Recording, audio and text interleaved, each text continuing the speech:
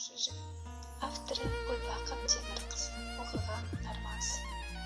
Нәзіктікке жаны құштар аруға, гүл әкелді, гүл тасушы бір жігіт.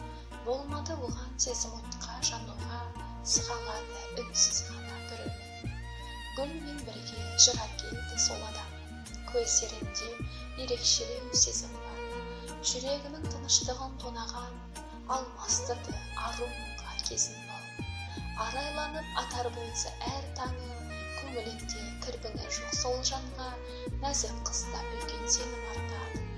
Қолатпас деп, жетелер деп арманға, кететін боп мұны алып қаладан, жігіт бір күн кесіп айтты шешімі. Қыз сезімі жан сүйіп қалаған, мұңға батты ұмыта алмай ісмін. Кетті жігіт мына қала бос қалды, ал аруы мұңнан жастық жастанды. Сол жан болып аңсармен арманы, ұмытты ару өлең өмір достарды. Содан бері қыз ұмытты жануды, сан ойлардан арылта алмай әз басын. Гүлмен бірге мұң құшақтап қалуды ешбір жанға жазбасын.